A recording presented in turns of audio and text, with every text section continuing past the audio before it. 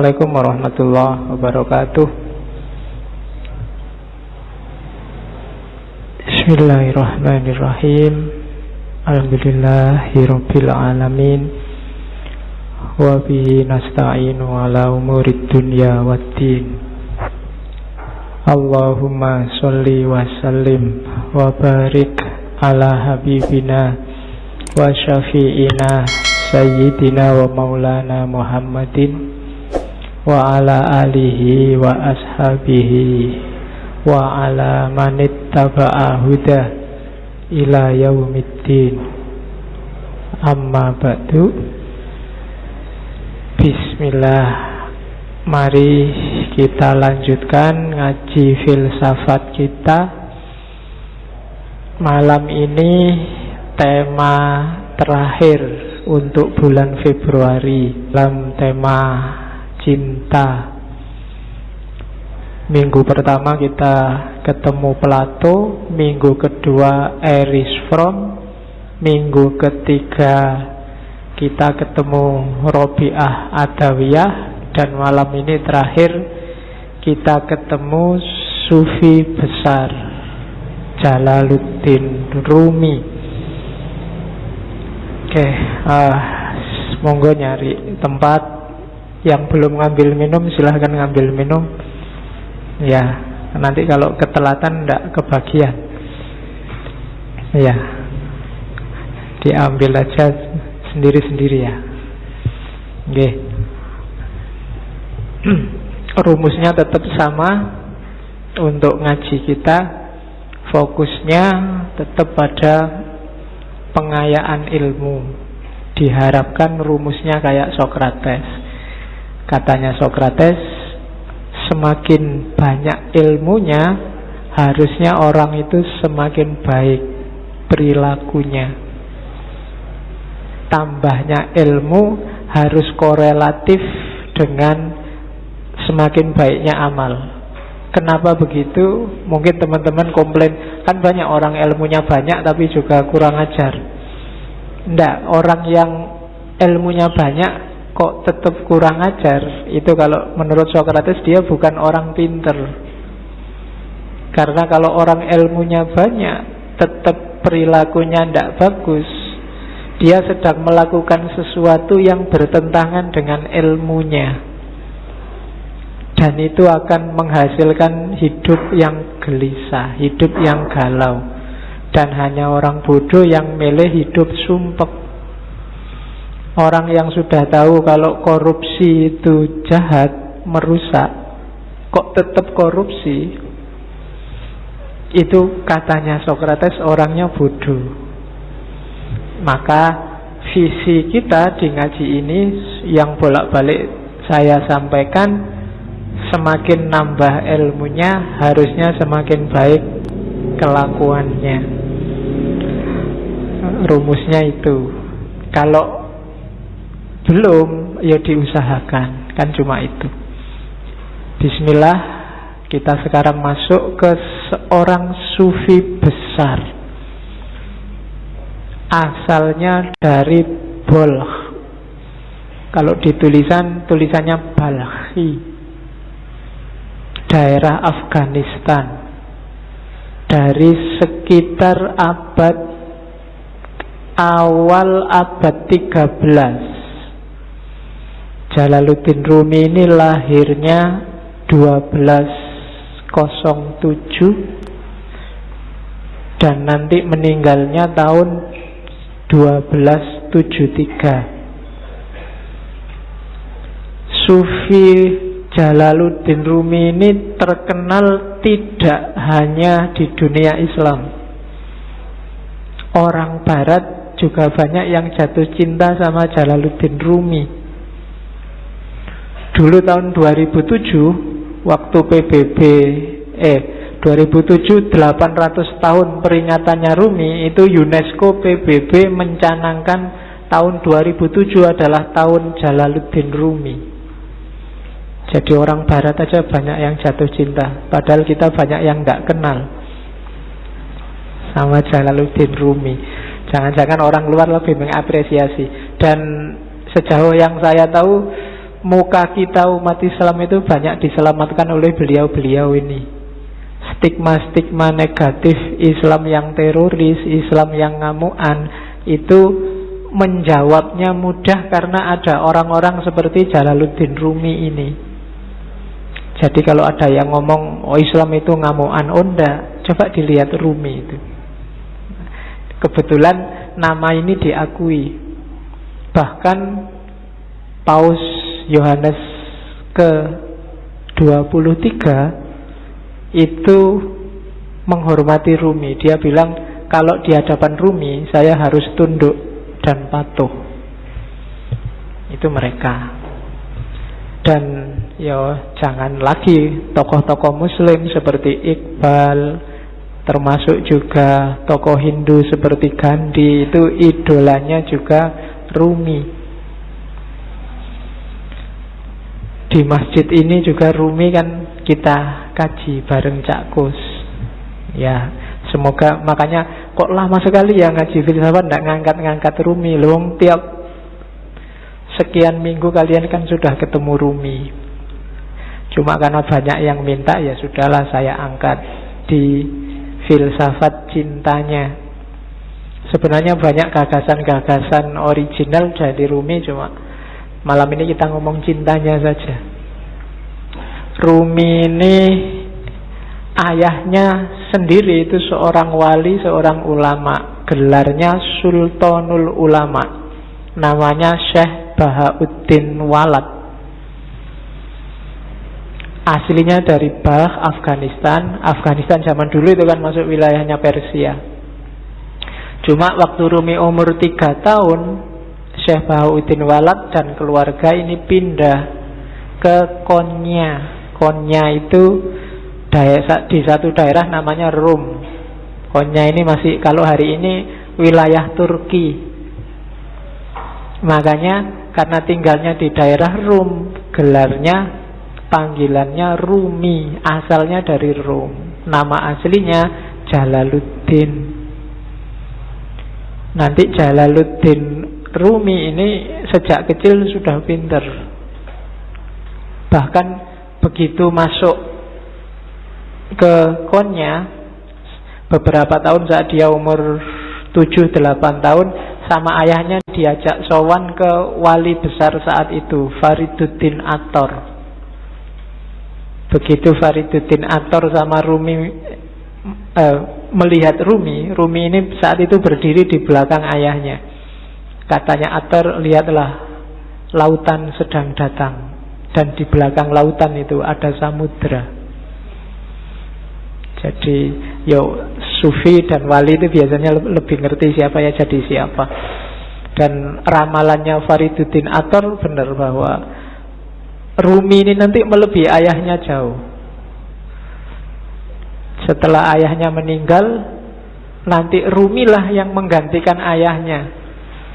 Kalau zaman sekarang mungkin di pondoknya santrinya banyak, 4.000-an lebih.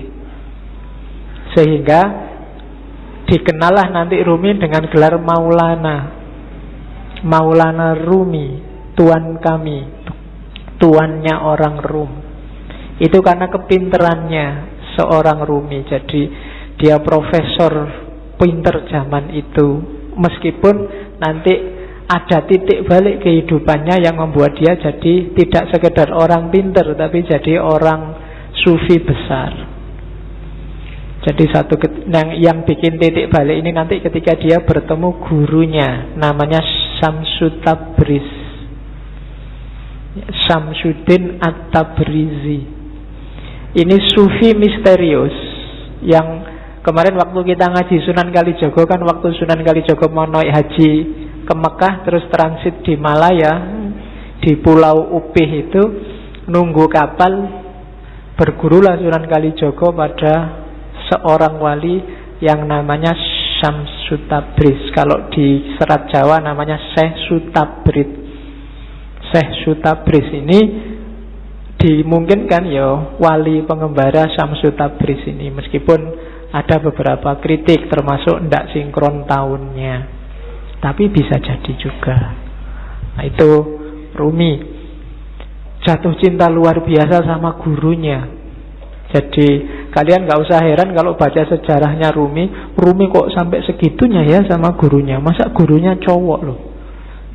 Ya kan, biasanya sing pikirannya aneh-aneh, cowok seneng cowok berarti, enggak gitu.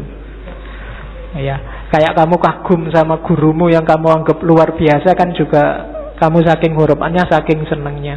Dan Rumi ekstase kalau sama gurunya ini. Rumi dapat banyak sekali pelajaran dari Syamsu Tabriz. Dari situlah Rumi kemudian mulai menarik diri dari dunia ramai. Dia mulai zuhud, mulai uzlah, yang nanti memunculkan fitnah-fitnah, bikin Syamsu Tabriz tidak nyaman di dekat Rumi, terus pergi. Ketika gurunya ini pergi, itu Rumi mengalami semacam depresi, semacam stres, ditinggal orang yang paling disayangi.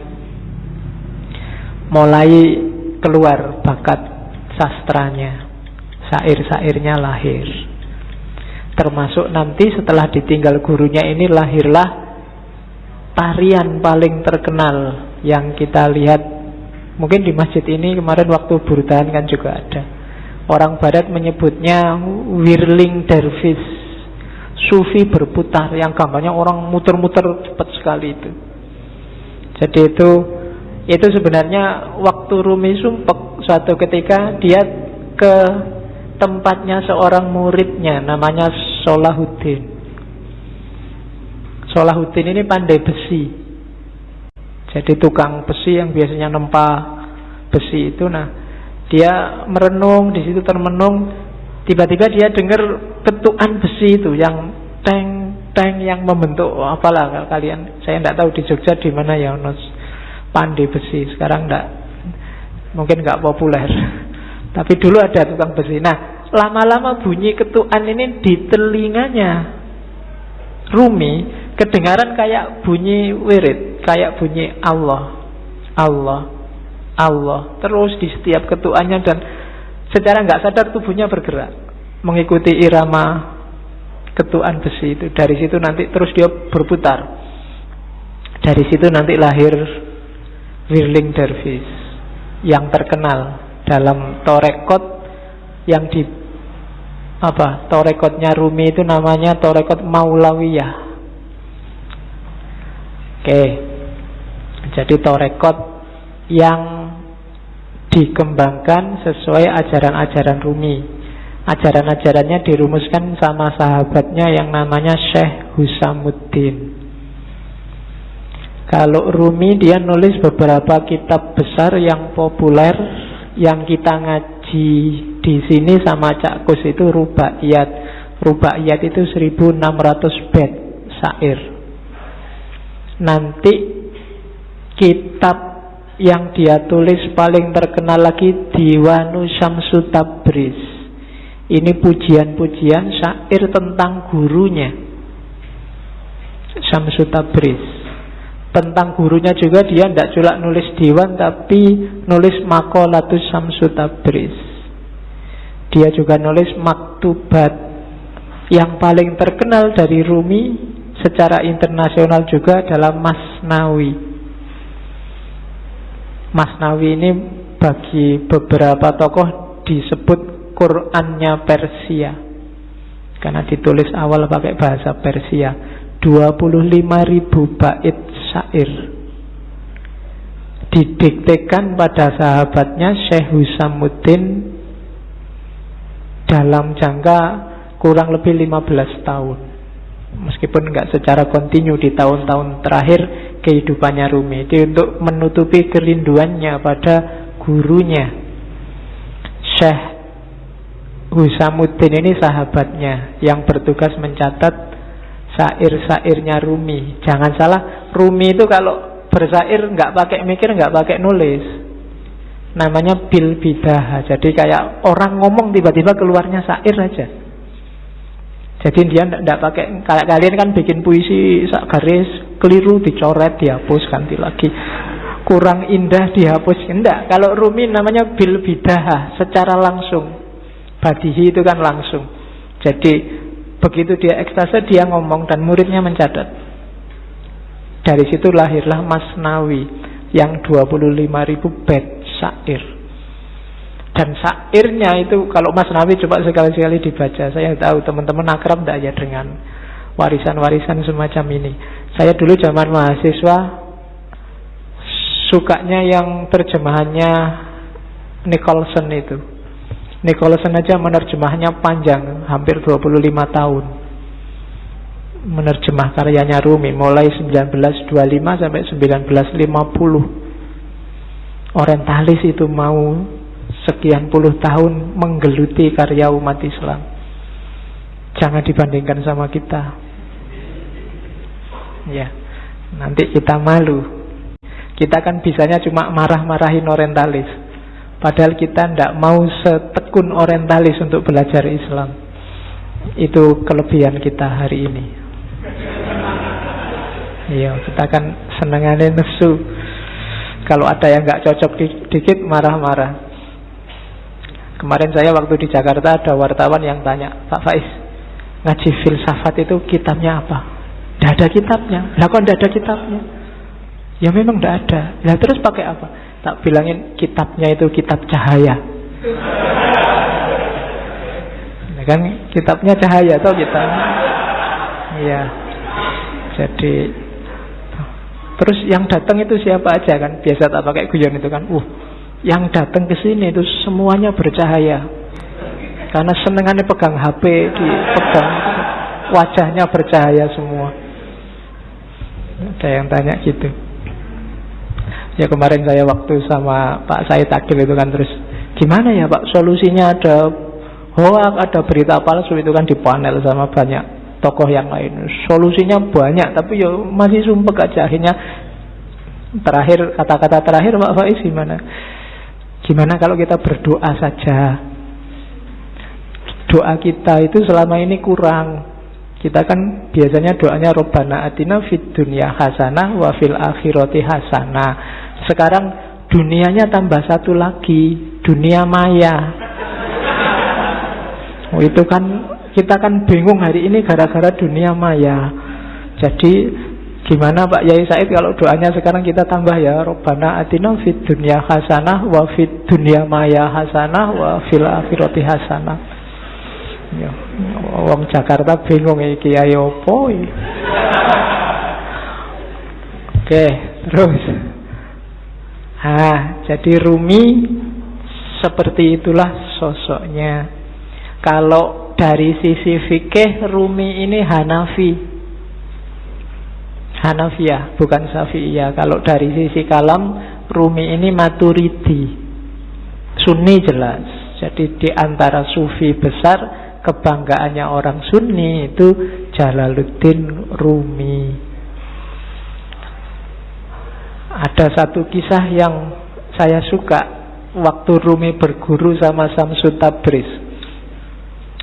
Satu ketika gurunya ini kan wali itu kan so aneh-aneh. Satu ketika Rumi, kita malam-malam ngobrol gini kan enaknya sambil minum ya. Mbok tolong kamu beliin arak, nanti kita minum bareng-bareng. Rumi heran, sampean ini sehat Pak Guru? Kan kamu sering gitu hari ini kan, Anda sehat? Mesti gitu. Ya. Sekarang kan sering kamu disindir gitu kan, di WA di Facebook kan mesti gitu. Anda sehat? Yang paling banyak sekarang Anda Muslim? Mesti gitu. Ya. Kalau yang perempuan gampang jawabnya bukan, saya Muslimah.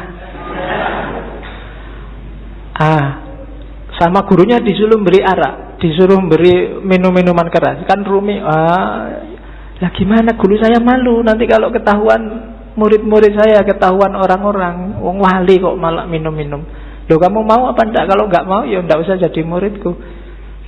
Yalah terpaksa berangkat. Padahal kedai arak itu ada di perkampungan orang Nasrani.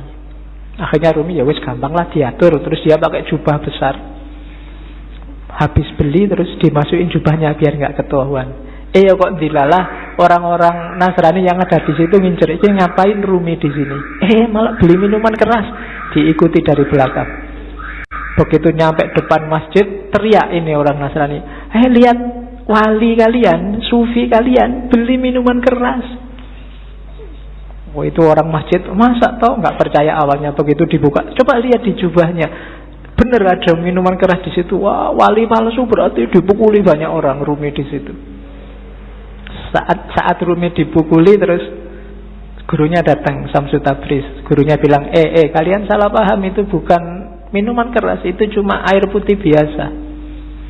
Waktu coba lihat, ternyata benar air putih biasa. Itu sebenarnya pelajaran buat Rumi. Rumi, kamu membanggakan apa? Status, nama besar, kewalian, penghormatan orang lain. Apa benar mereka menghargaimu, menganggapmu penting, menganggapmu besar? Wong cuma gara-gara botol kecil ini aja kamu sudah dipukuli. Jadi tidak ada atribut, tidak ada nama, tidak ada kebesaran, tidak ada kebanggaan. Kalau sama orang lain, ya manusia itu begitu. Maka jangan menyombongkan nama besar, jangan menyombongkan nama baik. Mungkin di Indonesia dulu ada ulama yang gara-gara nikah lagi, terus orang se-Indonesia marahin dia. Ada kan begitu? Nama besarnya langsung jatuh. Loh, itulah rakyat, itulah masyarakat. Kalau kita mengandalkan pendapat masyarakat, kita menjaga nama baik di tengah masyarakat, apa nama itu? Apalagi di era hari ini kan fitnah, berita bohong berseliweran. Kalau kita andalannya nama baik, besok kamu tak bikinin hoak, namamu langsung jatuh. Maka jangan mikir itu. Tidak usah sibuk dengan orang menganggap aku baik apa enggak. Yang penting lakukanlah, jadilah orang baik. Tidak usah mikir benar enggak aku baik, orang melihatku baik. Ada kebalikannya, aslinya kamu jelek tapi kamu ingin dianggap baik. Itu nanti yang disebut pencitraan. Nah, oke. Wong kamu foto aja kan, foto itu kan harusnya nggak menipu, tapi kan kamu cari aplikasi sekiranya wajahmu bisa kelihatan cakep kan gitu. Foto dari depan jelek, dari samping dari sana, kan sering-sering begitu. Oke, bismillah, sekarang kita lihat ya. Punya apa Rumi? Sebentar kita lihat garis besar pikirannya sebelum masuk ke cinta. Gagasan dasarnya hampir semua sufi adalah melampaui yang lahiriah. Itu kalimat-kalimatnya Rumi. Dari fihi ma fihi itu salah satu karya Rumi yang tidak puisi, tapi bukunya agak tipis, yang ngomong tentang metafisika. Jadi katanya Rumi, segala sesuatu yang tampak di depan kita bukanlah hakikat yang sesungguhnya. Ini hampir semua sufi bilang begini. Yang lahir itu tidak sejati, yang kelihatan itu tidak asasi. Rumi ngasih contoh, yang tampak dari bumi adalah debunya, namun di balik debu itu adalah sifat-sifat Tuhan yang mengejawantah. Dimensi dalamnya adalah emas permata, sementara dimensi luarnya adalah sebongkah batu. Jadi ini penekanan sangat serius dari para sufi. Kita jangan ketipu oleh lahiriah, karena yang lebih punya nilai itu adalah yang dibalik lahir. Ya kalau manusia berarti ruhaniyahnya lebih penting. Kalau itu sesuatu berarti esensinya, bukan eksistensinya. Yang ruhaniyah bisa menipu. Bumi itu kelihatannya cuma debu, tapi kalau kamu masuk ke dalam, banyak hal berharga di situ. Ada emas, ada minyak. Banyak juga hal tidak berharga, lebih kotor dari rebu, mungkin kotoran, tapi dia tidak kelihatan, ada di balik yang fisik. Maka jangan ketipu yang fisik. Sehingga katanya Rumi, jangan terikat oleh bentuk, keluarlah dan gapailah makna. Kacamata ini ya kacamata lahirnya, cuma kan lahirnya tidak penting. Yang lebih penting apa? Maknanya. Alat untuk baca. Kalau cuma lahirnya ya cuma kaca sama plastik sama itu. Dia jadi bermakna karena apa? Ada sesuatu yang dikandung di balik yang fisik apa? Dia bisa dipakai untuk baca. Itulah makna.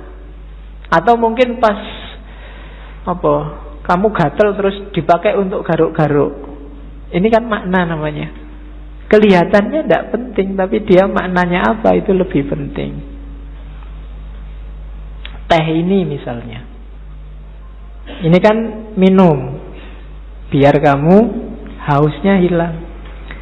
Menghilangkan haus itu makna dibalik barang yang warnanya coklat ini. Itu lebih penting. Jadi haus yang hilang itu lebih penting daripada teh yang warnanya coklat ini. Jadi bukan tehnya, kualitas apapun teh misalnya, kok tidak bisa menghilangkan haus ya, kamu tidak nganggap penting, mungkin tidak kamu minum. Bismillah ya, dicoba ya menghilangkan haus benar apa. Oke. Tidak usah dijawab. Kamu nunggu aku ngomong menghilangkan haus apa enggak ya? Ya mesti wae, masuk kamu umur berapa baru paham kalau teh menghilangkan haus. Oke ya. Yang terakhir itu bagus. Hati-hati, jangan tertipu. Banyak hal yang kau anggap sebagai penyebab sebenarnya adalah hijab. Ini penting. Banyak hal lahir, yang lahir ya, karena ini ngomong yang lahir sama yang batin. Yang lahiriah, yang kelihatan, kita nganggapnya ini sebab. Baju membuat kita ganteng, kemudian amal baik membuat kita masuk surga. Macam-macam yang lahir-lahir ya. Katanya Rumi, hati-hati. Yang kita anggap sebab sering-sering malah jadi hijab. Hijab itu sesuatu yang menghalangi kita, malah menjauhkan kita dari Allah. Banyak hal yang kita anggap, oh gara-gara amalku yang ini loh sekarang aku jadi tentrem hidupku. Seolah-olah kamu yang bikin hidupmu tentrem dengan kamu beramal. Allah tidak main di situ. Itu yang disebut hijab. Perannya Allah kamu hilangkan. Kamu menjauh dari Allah gara-gara yang kamu anggap sebab tadi. Gara-gara amalku ini sekarang rezekiku berkali lipat. Amalmu itu kan sebab.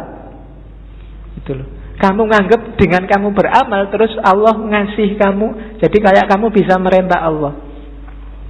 Ini hijab kalau bahasanya Rumi. Bikin kamu malah jauh dari Allah. Seolah-olah kamu yang mengatur ceritanya, padahal bukan. Kan sering ya yang ceramah-ceramah, mari kita sedekah sekian, nanti baliknya sekian. Ya, dompet, mana dompet? Kan mesti gitu. Sering-sering. Nah, enggak, iya mungkin begitu, tapi jangan dianggap sebabnya itu. Terserah Allah lah. Misalnya Allah menjanjikan 7.000, terus kamu cuma dikasih 5.000, apa ya? Kamu bisa komplain. Atau ayatnya bilang 7.000, terus kamu dikasih 700.000, kan ya enggak, suka-suka Allah. Amalmu bukan sebabnya. Kalau kamu merasa amalmu sebabnya, kalau kamu merasa yang lahiriah sebabnya, biasanya terus jadi hijabmu yang bikin kamu jauh sama Allah. Seolah-olah yang bikin cerita dirimu sodakoah biar nggak ketemu bencana. Seolah-olah kamu yang ngatur ceritanya. Itu yang oleh Rumi disebut hijab. Jangan salah, yang lahir-lahir, yang sering kita anggap sebab, itu ternyata nantinya berubah jadi hijab. Jadi lampauilah yang lahiriah itu. Terus, nah, kata-kata Rumi lagi. Kalau manusia dianggap manusia dari fisiknya, dari lahirnya saja, maka Muhammad dan Abu Jahal itu memiliki kualitas yang sama. Lukisan di dinding pun persis seperti manusia. Lihatlah, apa yang kurang? Lukisan indah itu kehilangan ruhnya. Jadi manusia juga begitu.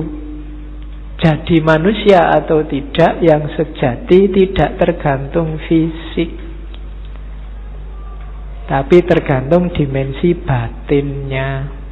Kalau hanya fisik, maka Muhammad dan Abu Jahal itu ya sama-sama Arabnya, sama-sama punya jenggotnya, sama-sama pakai jubahnya, sama-sama pakai bahasa Arab, sama-sama takbir mungkin. Tapi yang membedakan apa? Ruhaniyahnya, batinnya. Maka kalau menilai, patokannya jangan luarnya. Kalau kamu menilai orang baik, wah ini pakai jenggot, pakai baju jubah, batuknya hitam, radikal mesti. Itu namanya kamu hanya dari lahirnya. Oh ini pakai kopiah, pakai sarung santri, bid'ah mesti kelakuannya. Itu cuma dari lahirnya. Apa yo ngerti? Cuma dari lahir, kan begitu. Kalau hanya kamu lihat lahirnya, mungkin yo bintang-bintang film itu yo harusnya sangat berkualitas, superhero atau main jadi wali, kan ada jadi kiai itu. Kalau cuma lahirnya loh ya. Oke, jadi ndak lampaui yang lahir, jangan ketipu oleh yang lahiriah. Banyak orang tertipu di situ. Jadi katanya Rumi, duhai saudara, engkau adalah apa yang kau rasakan dalam pikiranmu. Selain itu hanya tulang dan daging. Kalau kau anggap dirimu bunga, maka engkau adalah taman bunga. Kalau kau anggap dirimu semak berduri, maka engkau hanyalah bahan bakar perapian. Itu maksudnya Rumi. Ayo kita garap wilayah batin kita. Kamu nganggap dirimu hari ini apa? Sebagai manusia. Jangan berhenti di kulit dan daging. Jangan sibuk mikir, aku sudah ganteng apa belum ya? Hari ini kayak gimana kelakuanku yang fisik-fisik, enggak. Coba dilihat batinnya dulu, dibereskan. Kalau yang dalam sudah beres, keluarnya pasti bagus. Itu maunya Rumi. Kalau dalamnya masih belum beres, ya susah. Jadi lampaui dulu yang lahir. Oke. Bahkan banyak amalan-amalan ibadah lahir di banyak hadis jadi tidak bernilai ketika batinnya ndak ikut. Kan banyak itu kan, kam min so'imin, berapa banyak orang puasa hanya dapat lapar dan haus, berapa banyak orang sholat hanya dapat capek fisiknya saja, dan seterusnya. Itu berarti apa? Kualitas lahirnya beres, tapi kualitas batinnya belum. Puasa tapi tidak ada menahan dirinya, kan itu yang di hadis itu maksudnya.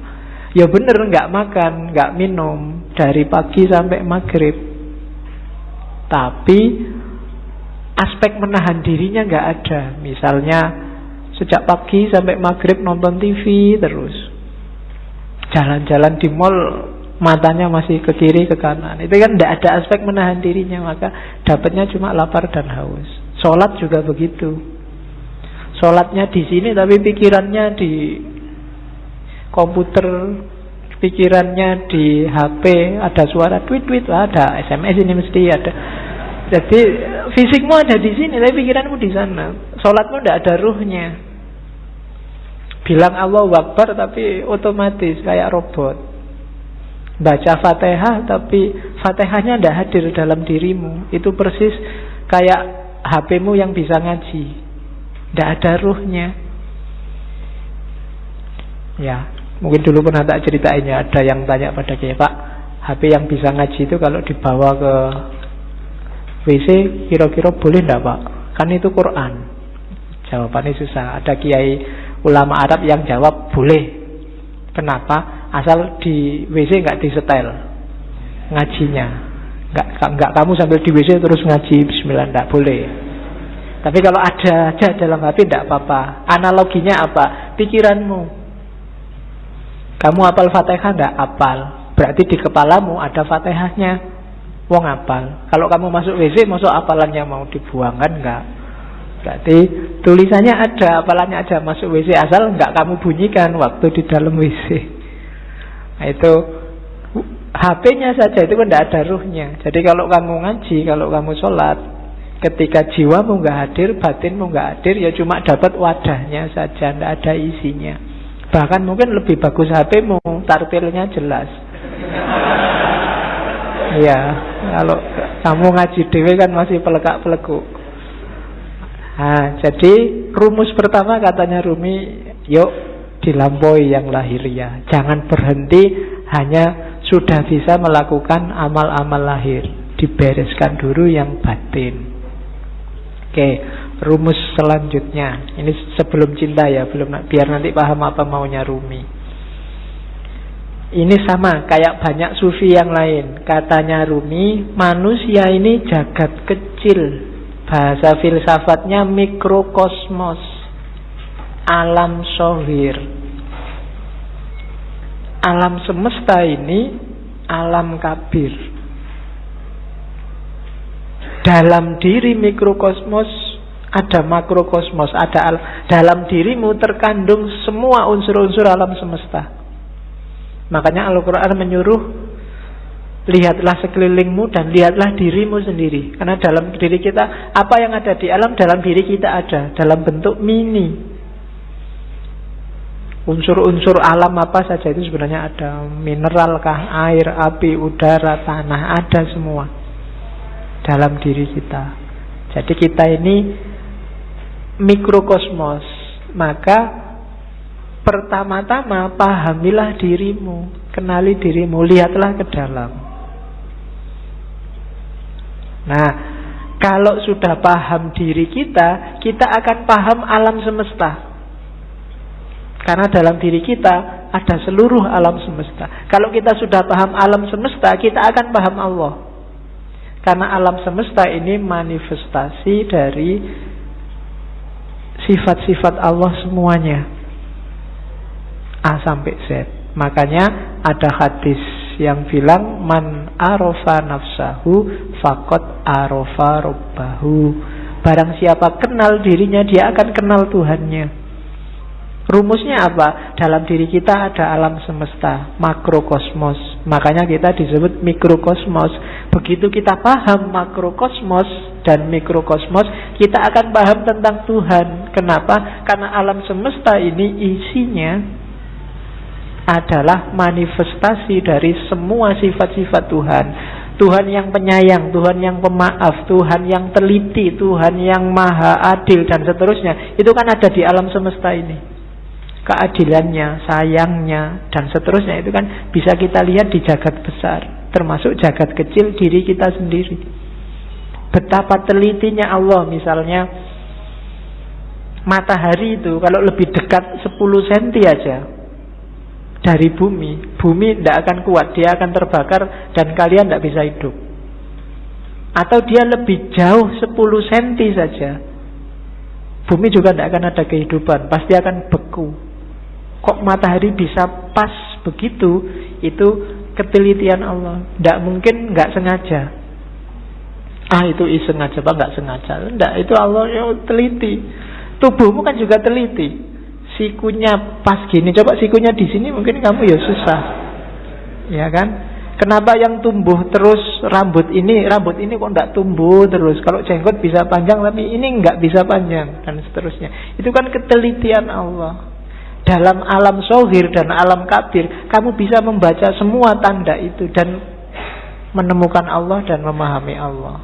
Maka man arofa nafsahu faqad arofa rabbahu. Jadi manusia sebagai mikrokosmos dan makrokosmos. Maka hakikatnya kita dan alam itu levelnya sama. Jangan mengeksploitasi alam, jangan merusak. Itu apa? Karena ini bagian dari kita, termasuk dengan sesama. Kita dan masyarakat yang lain itu satu.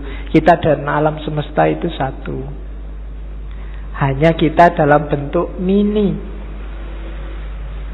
Oke, saya lanjutkan karena malam ini materinya agak banyak.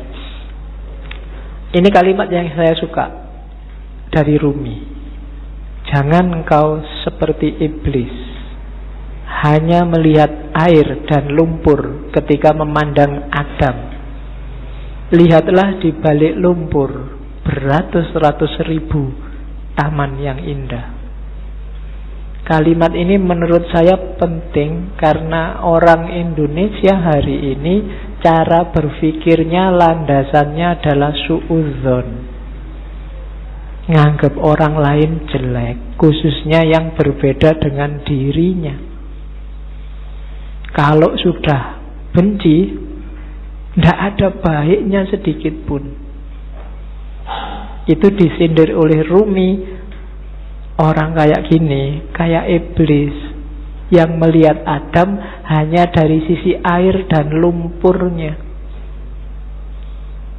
tidak melihat bahwa siapapun itu kalau manusia di balik yang fisik yang kelihatan, mungkin yang kurang ajar, yang jahat, yang ada entitas ketuhanan. Ketika di Al-Quran Allah bilang wa nafakha fihi min ruhi, dan kutiupkan dalam diri manusia itu sebagian dari ruhku. Itu kan ya untuk semua manusia, tidak cuma untuk orang baik saja. Ya orang jahat ya ada ruhnya juga, yang bagian dari Allah. Hanya saja di orang-orang yang jahat, yang jelek ini, ruhnya Allah ini terhijab banyak sekali sehingga tidak kelihatan, sehingga gelap. Tapi dia tetap manusia, harus ditolong. Tidak kayak iblis, dilihat jeleknya saja pokoknya. Nah, yang melihat jeleknya saja itu hanya melihat air dan lumpurnya Adam. Padahal Adam itu punya ribuan, ratusan ribu taman yang indah. Manusia itu indah. Kehidupan manusia juga indah. Ya kita sendiri yang sok-sok merusak dengan nafsunya tentunya ya. Hari ini kita sering jadi iblis. Kita ya jangan nunjuk orang lain. Biasanya nek wis benci kan terus gak ono api belas. Sejahat apapun orang, pasti ada sisi-sisi tertentu dalam hidupnya yang masih baik. Perampok, pembunuh itu kalau pas dia makan ya, ketika dia makan ini baik, wong dia memelihara jasad titipan Allah dalam dirinya. Waktu dia pulang, misalnya punya anak kecil terus dulang anaknya, itu ya baik. Mungkin terus dia mandi, menjaga kebersihan, itu kan juga baik. Mungkin di antara hasil curiannya eman-eman ini, sodako sebentar tetanggaku ada yang tidak, iki ya apik meskipun barang colongan itu tadi. Malingnya jelek iya, ngerampoknya jelek, tapi banyak sisi yang baik dalam kehidupannya. Tapi kalau begitu kita benci, yang baik-baik ini nggak kita lihat. Sebaliknya kadang-kadang juga begitu kita suka, yang jelek-jelek nggak kita lihat. Nah, maka yang penting yang pertama jangan kayak iblis ya, suka benci orang lain. Kalau ada orang tersesat, diingatkan. Kalau dia ngeyel, ya sudah, kan gitu rumusnya. Ada orang mau ke Jakarta kok jalannya ke timur, ya jangan dimarahi, jangan dipisu-pisui, dipukuli, kurang ajar kamu ke Jakarta kok ke timur, kan enggak. Ya mas, Jakarta itu ke barat, sampai kok jalan ke timur, ya suka-suka saya dong. Ya sudah, kan gitu aja. Hari ini kan kamu gitu, ada orang kamu anggap sesat, terus kamu marah-marahi, kamu pukuli, nggak ditunjukkan yang benar gimana. Tunjukkan ya, tugas kita kan cuma tabligh, sampaikan aja. Kalau nggak diterima ya sudah. Perkara nek kamu kesasar mau ke Surabaya kok terus nyampe Banyuwangi, mau ke Jakarta nyampainya Banyuwangi, ya dinikmati saja. Urusannya dia. Nah, yang penting kita jangan jadi iblis. Kalau ada orang beda, orang kita anggap sesat, terus kita lihat jeleknya saja. Terus, ini penting juga, akal. Rumi termasuk orang yang memposisikan akal tidak sebagai puncak. Akal itu penting, tapi akal hanya transit. Akal harus dilampaui.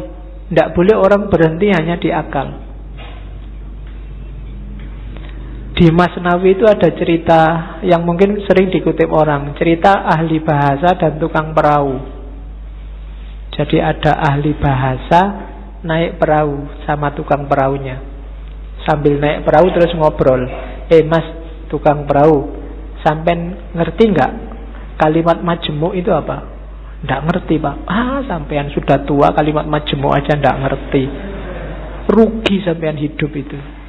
Sampean ngerti nggak kalimat sastra itu kayak gimana? Nggak tahu, Pak. Apalagi sampean sudah umur tua gini sastra aja nggak ngerti. Buat apa umur sampean dihabiskan? Sampean ngerti nggak? Pokoknya diajak ngobrol gitu, dimarahi terus, dilecehkan terus. Tiba-tiba terus ada badai. Kapalnya mau tenggelam, katanya yang punya perahu, waduh ini Pak, sampean bisa nggak berenang? Nggak bisa. Sampean sampai tua berenang aja nggak bisa, ya wassalam, sampean mati, bye-bye, tak tinggal ya, sudah selesai. Ya.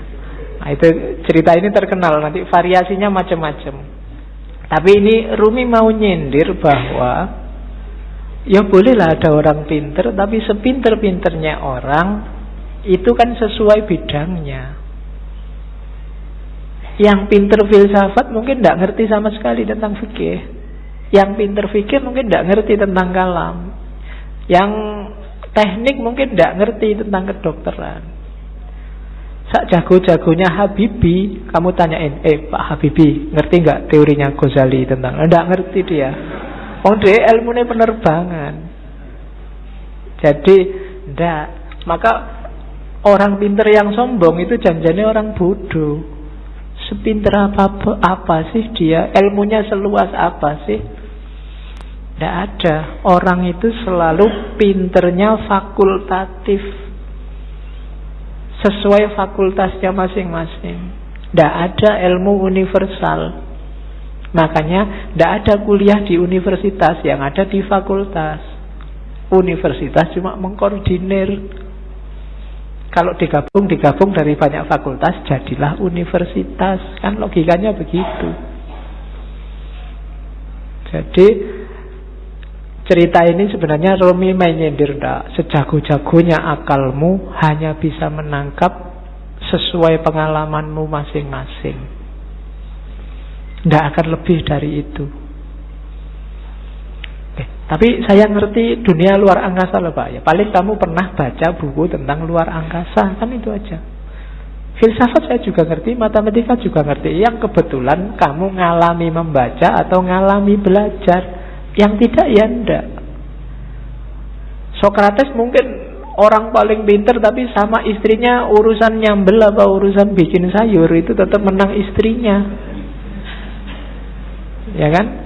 Sepinter apapun Immanuel Kant, kalau bannya bocor, kan ada cerita satu ketika Immanuel Kant bannya bocor, sadelnya patah.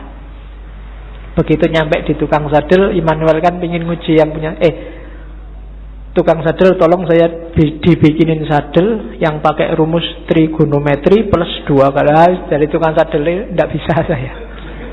Kalau sadel biasa bisa, kalau pakai rumus macam-macam tidak bisa. Ya memang beda ilmunya. Jadi yang pertama catatannya akal itu tidak segalanya. Kalau kita hanya bersandar pada akal, maka kita bersandar pada batas pengalaman kita sendiri. Karena sejauh apapun ilmu kita, ya sebatas yang pernah kita alami. Ilmunya mahasiswa filsafat pasti beda dengan mahasiswa pendidikan, pasti beda dengan mahasiswa teknik. Itu batasnya akal. Jadi saya bilang tadi, akal hanya transit. Katanya Rumi, akal, jasmani, lahiriah ini harus sih, cuma dia bukan tujuan. Dia hanya alat transit kita untuk menggapai yang lebih dalam, lebih tinggi, wilayah ilahiyah. Jadi jangan dihentikan akal untuk akal. Atau kalau fisik misalnya harta untuk harta, tidak bisa berhenti di situ. Karena hidup kita ini rumusnya adalah inna lillahi wa inna ilaihi roji'un. Dari Allah dan sekarang sedang berjalan menuju Allah lagi. Maka apapun pengalaman, kalian punya apapun, ngerti ilmu apapun, punya harta apapun, punya kebisaan apapun, harus dalam rangka mendukung berjalan semakin dekat pada ilaihi roji'un. Termasuk akal. Kita dikasih Allah akal, panca indera, itu sebagai sangu untuk ilaihi roji'un. Jangan sampai tersesat. Bahkan Allah saking sayangnya sama kita, gak cuma itu, kita dikasih buku pedomannya langsung, namanya kitab suci. Enggak itu juga, karena khawatirnya kita enggak mau baca, kita dikasih nabi juga, dikasih rasul juga. Dalam rangka apa? Biar langkah kita ilaihi roji'un ini pas, enggak keliru. Maka katanya Rumi, akal kita, panca indera kita, apapun yang kita bisa, yang kita miliki, ini harus jadi jalan, harus kita lampaui menuju ilaihi roji'un tadi, dalam rangka bertemu dan berjumpa sama Allah. Kalau enggak, berarti satu di antara dua. Kalau bukan kesia-siaan yang nanti kita sesali, mungkin juga ketersesatan. Sia-sia itu enggak ada gunanya, kita tuas capek. Tersesat itu kita nyeleweng, jalurnya tidak ilaihi roji'un. Kalau Al-Quran bilang yang bisa ilaihi roji'un itu nafas mutmainnah. Ya ayyatuhan nafsul mutmainnah, jiwa yang tenang. Maka tugas kita di dunia ini bikin nafas kita mutmainnah, biar nanti bisa ilaihi roji'un, bisa kembali dengan mulus, dengan lancar pada Allah. Nah itu akal. Jadi termasuk ngaji ini ya. Ngaji ini tidak boleh bikin semakin jauh dari Allah. Harus bikin paling tidak selangkah kecil lebih dekat sama Allah. Kalau enggak, mending kamu tidak usah ngaji. Kalau ada ya Pak, saya tuh ngaji filsafat terus jadi nggak yakin Allah itu ada apa enggak. Terus kamu tidak usah ngaji lah kalau gitu. Kok waktu ditanyain Allah besok kamu nunjuk aku. Ah itu yang ngajari Pak, nanti gitu aku susah aku. Enggak, pokoknya apapun harus bikin kamu selangkah lebih dekat. Kuliah juga begitu. Kamu kuliah juga target sementaranya sih untuk penyemangat itu kan ya IP lah, pekerjaan lah, tapi harusnya kuliahmu bikin kamu semakin dekat sama Allah. Makan juga begitu, tidur juga begitu, pacaran juga. Ya jadi kalau punya pacar, bilang ke pacarmu, kita komitmen ya, kita pacarannya semakin mendekat ke Allah. Ya diatur sendiri rumusnya, kamu yang ngerti. Ya, kalau mau pegangan tangan, bismillahirrahmanirrahim. Ya, kalau sudah, alhamdulillah. Oke. Itu maunya Rumi. Jadi apapun fasilitas yang diberikan Allah pada kita sekarang, manfaatkan itu untuk ilaihi roji'un. Hakikat kita ada di situ. Dan semua yang bikin kita semakin jauh dari ilaihi roji'un, hindarilah. Termasuk mungkin yang casingnya. Casing itu kan tampakan luarnya, kelihatannya ini sangat agama deh, kelihatannya ini sangat islami deh, tapi kok rasanya bikin kamu semakin gak dekat sama Allah, mending dijauhi. Oke, itu Rumi. Saya ingin ngomong sedikit tentang ini. Tarian berputar, Darwis, Whirling Darwis. Di tarian ini ada beberapa kunci ajarannya Rumi. Ya kalian lihat kemarin di masjid juga ada. Itu ada rumusnya. Mungkin kalian lihat ini kan semakin muter semakin cepat, semakin lemah semakin cepat. Ada yang tanya kok enggak pusing ya? Enggak. Ada rumusnya. Kalau pengen enggak pusing, yang pertama waktu muter kepalanya jangan ikut muter, jangan ikut geleng, jangan ikut ngangguk. Yang kedua jangan merem. Kalau merem ada kecenderungan lebih pusing. Yang ketiga jangan lirak-lirik, pandangan matanya harus lurus. Jadi yang gerak cuma badannya. Posisi tangan itu penting. Tangan kanan menunjuk ke atas, tangan kiri ke bawah. Ini menjemput, menunggu hidayah dari Allah. Kalau sudah dapat disebarkan ke bawah. Jangan dilek dewe bahasa Jawane. Aja dipek dewe. Kalau dapat ilmu banyak, kalau dapat yang penting-penting ya disebarkan. Jangan pelit, jangan nunggu diundang dan dibayar baru mau ngajar. Ya. Wong ilmu kamu nggak beli. Saya selalu bilang ilmu itu bukan karena usaha kita, tapi dikasih Allah. Kalau belajar itu kewajiban kita, tapi dapat ilmu atau tidak itu terserah Allah. Makanya kadang-kadang ada mahasiswa kuliah kok ngantuk. Jangan dimarahin, mungkin memang belum rezekinya dapat ilmu dari dosennya. Jadi ini menjemput hidayah, yang ini menyebarkan. Terus mutarnya berlawanan dengan jarum jam, yaitu ada filosofinya. Kayak tawaf itu kan berlawanan dengan jarum jam juga. Ya mungkin filosofinya kalau manut jarum jam itu berarti ikut ritmenya dunia, ikut ritme sehari-hari. Tapi yang spiritual itu ritmenya dibalik. Kita geraknya tidak mendatar tapi ke atas. Saya sering ngasih ilustrasi. Kalau kamu sudah masang mur itu, kamu muternya kan harus berlawanan dari arah jarum jam, baru murnya lepas ke atas.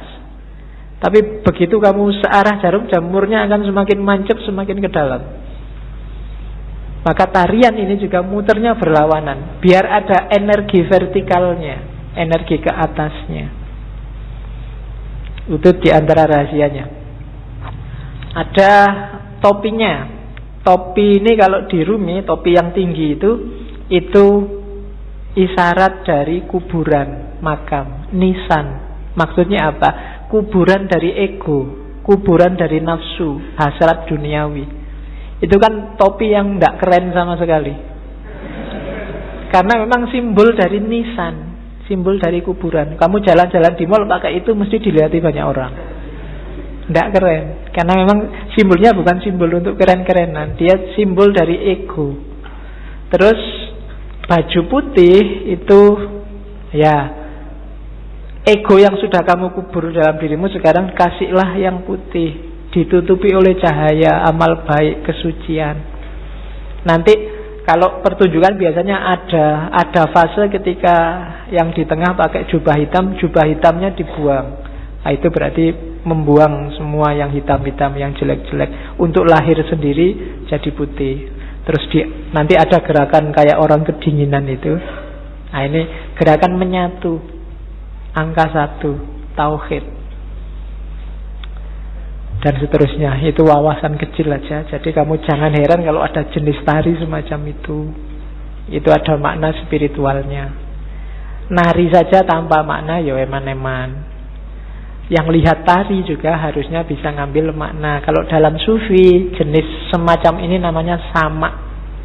Sama itu seni mendengarkan. Dengan mendengarkan terus kamu tergerak mengalami kedekatan sama Tuhan.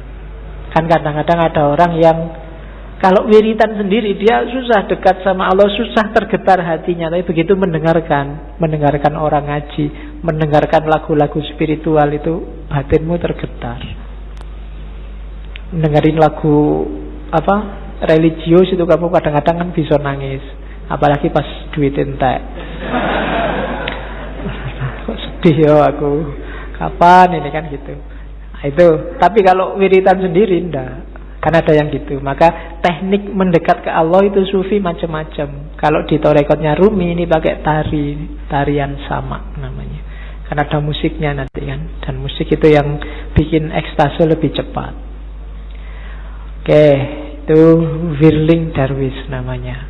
Teori tentang dervish yang berputar. Saya sudah mau masuk ke cinta, cuma puisi ini menarik saya untuk bekal teman-teman. Bagus untuk tidak kemerungsung. Banyak orang hari ini ketika kamu belajar ajarannya sufi terus, waduh berarti harus jadi sufi ini. Terus kamu besok wiritan terus, puasa terus 2 hari, tapi habis itu hari ketiga lagi, kumat lagi, terus lagi. Enggak. Katanya Rumi enggak begitu caranya, pelan-pelan. Step by step. Jika engkau belum punya ilmu, hanya prasangka, ya milikilah prasangka yang baik tentang Tuhan. Begitulah caranya, katanya Rumi.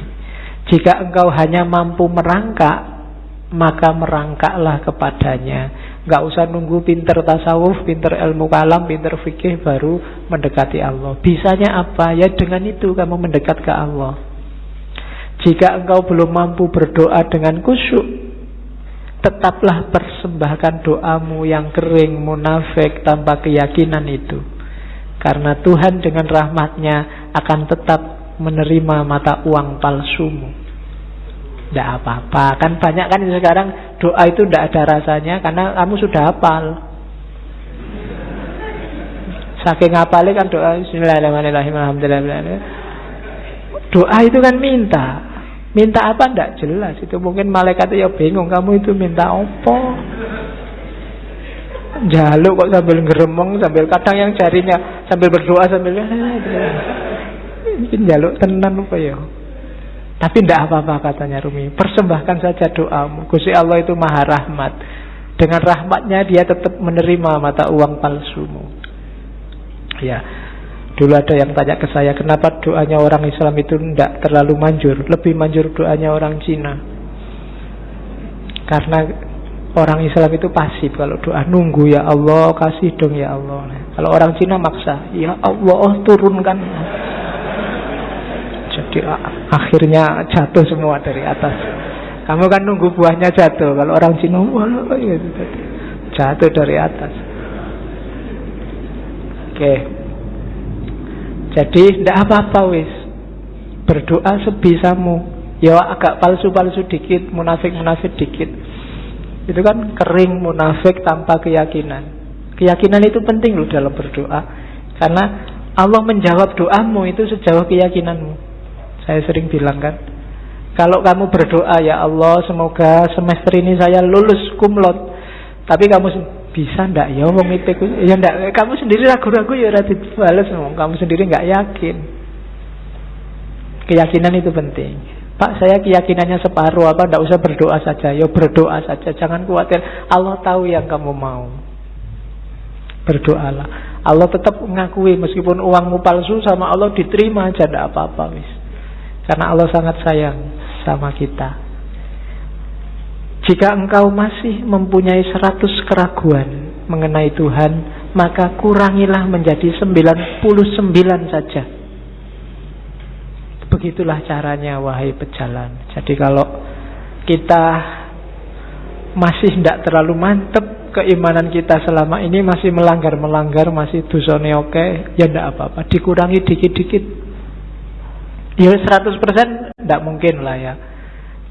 Dikurangi 1%, biar jiwamu terlatih.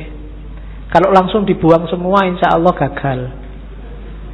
Ya, saya langsung ingin ikhlas lillahi ta'ala, tidak ngejar surga Pak, tidak iso. Harus pelan-pelan. Terus biarpun telah 100 kali engkau ingkar janji, ayolah datanglah lagi. Nggak usah malu-malu. Pak, dosa saya banyak Pak, saya harus datang lagi. Enggak Pak, datang lagi aja. Allah tidak akan nolak. Tidak ada kata terlambat.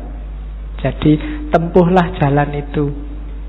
Pak, itu dhuwur banget ya Pak teorinya Pak, tinggi sekali apa ya? Saya bisa Pak, bisa. Pelan-pelan, sedikit-sedikit, biar ilaihi roji'unnya sempurna.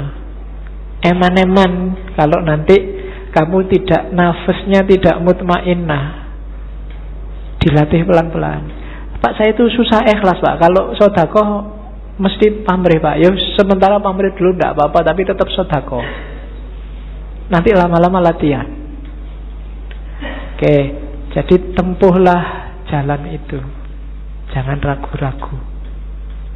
Jangan nunggu. Biasanya kelemahan yang muda-muda kayak teman-teman nunggu nanti besok kalau tua. Ya, kalau yang zaman muda ndak, yang tua kelihatannya lebih berat. Memulai dari tua itu susah. Karena orang yang sudah tua itu biasanya sudah keras cara berpikirnya. Kalau bahasa psikologinya sudah jadi, dia sudah mature, sudah mateng. Barang mateng itu satu-satunya yang bisa dilakukan adalah mempertahankan kematangan atau bosok. Apa bosok Indonesia bosok itu? Iya, busuk. Jadi kalau bisa terus-terusan bertahan di mateng. Kalau enggak ya lama-lama busuk itu apa? Pikirannya enggak laku. Kalau bahasa filsafatnya out of date, ketinggalan zaman. Dirubah susah. Makanya kadang-kadang orang itu sudah tua, umur 30 kok enggak kawin-kawin, itu biasanya malah susah, malah lama, terlanjur matang. Iya. Peribahasanya kan begitu. Jodoh di tangan Tuhan, tapi umur 30 tahun ke atas Tuhan lepas tangan. Suruh nyari sendiri. Sudah capek Tuhan, nunggu sampai umur 30 kok nggak kawin-kawin. Oke, terus yuk kita mulai cinta. Panjang ya pengantarnya sebelum cinta. Yang pertama tentang cinta sekarang. Katanya Rumi, cinta itu sifatnya universal. Karakter yang dimiliki semua orang, agama apapun, dari budaya apapun. Tidak ada agama, tidak ada budaya, tidak ada peradaban yang tidak menganggap cinta itu luhur dan baik. Semua menganggap cinta itu luhur dan baik. Jadi itu rumus pertama. Kamu mencintai, itu tidak ada orang anggap kamu jelek apapun, kecuali yang duniawi. Jadi cinta ini perasaan yang universal. Yang kedua, cinta itu obat. Obat dari kesombongan, obat dari kelemahan, obat dari duka cita. Mengingatkan yang minggu-minggu lalu ya. Jadi cinta itu kan ketika orang berhubungan dengan sesuatu, tapi dia tidak memiliki pamrih apapun selain untuk yang dicintai. Ibu ke anak, orang tua ke anak, mungkin kamu dengan sahabatmu, ketika nggak nuntut apa-apa, kepingin yang kamu cintai ini bahagia, baik, unggul, dan bila perlu kamu berkorban demi kebahagiaannya, demi kebaikannya. Tidak usah ada balasan apa-apa. Kan itu kemarin definisinya cinta. Nah, cinta yang kayak gini, ini melatih jiwa. Yang pertama apa? Jiwa jadi nggak sombong. Jiwa pecinta itu jiwa yang rendah hati. Kenapa? Dia tidak mikir dirinya. Kok kamu merasa pecinta tapi masih sombong? Belum berarti. Perlu latihan lagi. Dan pecinta pasti kuat. Ya kan? Jiwa yang kuat itu kan jiwa yang dia selalu ingin memberi, tidak minta-minta, tidak ingin dibalas. Kalau kamu memberi sesuatu dan masih ingin balasan, berarti belum cinta. Makanya minggu lalu Robiah Adawiyah bahkan bilang, enggak, ya Allah, kalau aku ibadah ini hanya minta surga, jauhkan aku dari surga. Kalau aku ibadah ini takut dengan neraka, masukkan aja aku ke neraka. Aku tidak butuh surga, tidak butuh neraka. Aku hanya butuh dirimu, butuh ridhomu. Tadi kan rumusnya bukan ilal jannah atau minan nar, tapi ilaihi roji'un, pada Allah. Sering saya ilustrasikan surga dan neraka itu kayak semacam iming-iming biar kamu jalan menuju Allah. Kayak orang tuamu ngasih, belajar loh, nanti kalau belajar rajin tak beliin sepatu. Membeli sepatu ini surganya bagi kamu. Padahal maunya orang tuamu bukan sepatunya. Begitu kamu belajar, kamu akan pinter dan kamu akan ngerti manfaatnya pinter. Sholatlah, ibadahlah, zikirlah, biar kamu masuk surga. Kamu kan semangat begitu dipameri surga. Padahal begitu kamu tempuh jalan itu, sebenarnya kamu sedang menuju Allah. Itu memang diiming-imingi begitu. Karena manusia itu butuh reward konkret biasanya. Kalau rewardnya abstrak, orang geraknya susah. Tenang aja, besok di surga 72 bidadari gratis. Di sana bisa makan sak kapoi. Ini kayak diiming-iming. Kamu kan terus jadi semangat.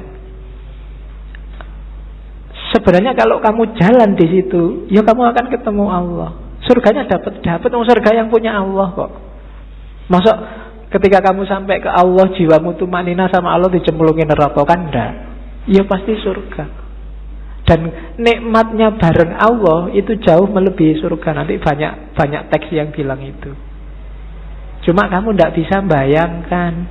Apa sih Pak enaknya? Bayanganmu kan sama Allah terus duduk jejer sama Allah. Tidak enak Pak, enak di surga Pak. Banyak bidadarinya.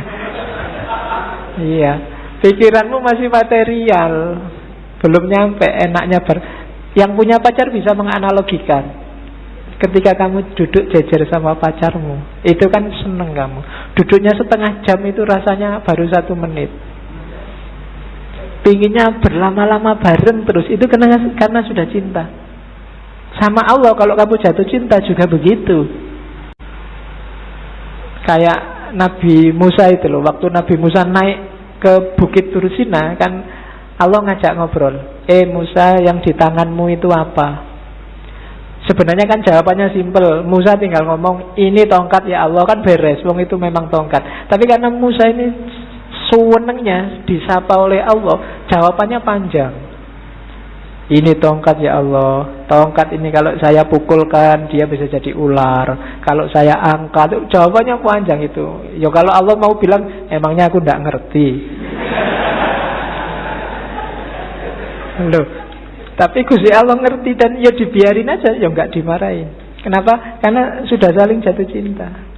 Bareng sama Allah itu enak. Kok kamu masih membayangkan, belum terbayang Pak enaknya bareng sama Allah itu, memang berarti kamu belum jatuh cinta sama Allah. Ya latihan jatuh cinta.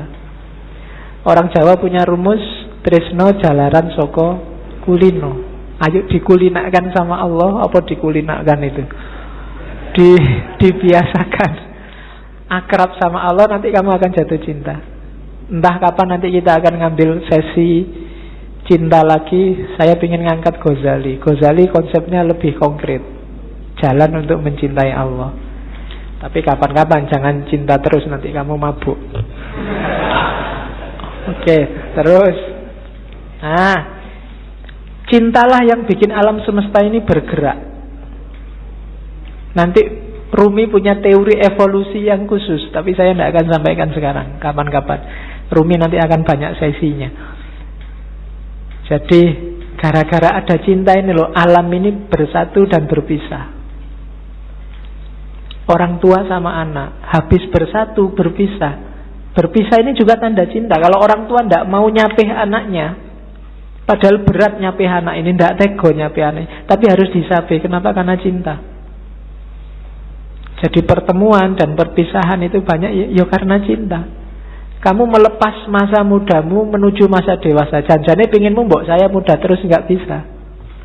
Hidup itu ada pertemuan, ada perpisahan, dan biar jalannya on the track, dasarnya harus cinta. Jadi cinta adalah yang menggerakkan dunia ini. Dan cinta yang bikin kita karakternya, kalau bahasanya Rumi, menuhan. Semakin tulus kita cinta pada apapun, karakter kita akan semakin menuhan. Menuhan itu semakin spiritual. Tidak ada pamrih, Tidak ada tujuan-tujuan apapun selain Allah. Itu yang kalau dalam agama disebut ikhlas. Jadi ciri sejati cinta itu justru ada pada ikhlas. Ikhlas itu kamu beribadah satu-satunya target adalah keridhoannya Allah. Makanya Robiah kemarin di hampir semua puisinya selalu bertanyakan, ya Allah, apakah engkau ridho dengan ini? Kalau engkau ridho aku tenang. Sebelum aku yakin engkau ridho, aku ini masih gelisah. Jadi yang dikejar cuma ridhonya Allah. Satu-satunya yang dikejar cuma Allah. Itu namanya ikhlas. Lillahi ta'ala. Tidak karena apapun. Ya Allah, aku amal baik ini, semoga engkau ridho ya. Jadi yang ada di pikiran itu selalu nyari ridhonya yang dicintai. Sama kayak kamu pacaran itu kan, selalu mikir, iki pacarku kalau gini seneng ndak ya? Kalau tak bawa ini mau ndak ya? Kalau kan yang dipikir di pikiranmu selalu yang kamu nggak pernah mikir dirimu sendiri kan? Begitu diajak ke warung, ini kamu sukanya warung yang mana? Kan bukan sukaku, sukanya dia. Jadi ketika orang jatuh cinta, egonya hilang. Dia tidak ngomong aku lagi, tapi ngomong kamu. Kalau kamu jatuh cinta ke Allah juga, bukan akumu lagi yang bilang, tapi ridhonya Allah. Apa sih maunya Allah? Kira-kira kalau aku gini Allah ridho tidak ya? Begitu kamu ujian mau nyontek, ini kira-kira kalau aku nyontek Allah ridho enggak ya? Anda Bapak Allah Maha Pengampun, ha? Waduh, itu akhirnya. Iya. Ya kamu yang ngerti lah. Oke, terus bentuk apa saja, ekspresi apa saja yang lahir karena cinta yang tulus tadi pasti baik. Tidak mungkin tidak.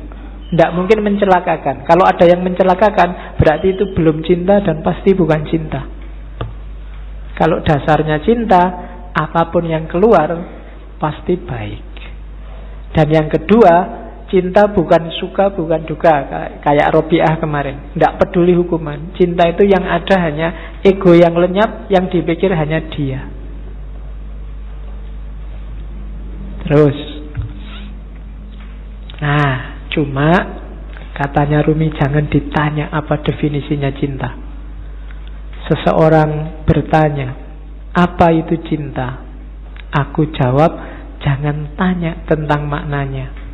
Kalau engkau sudah menjadi seperti aku, maka engkau akan tahu. Nulisnya salah itu. Saat cinta memanggilmu, engkau akan berkisah tentang itu.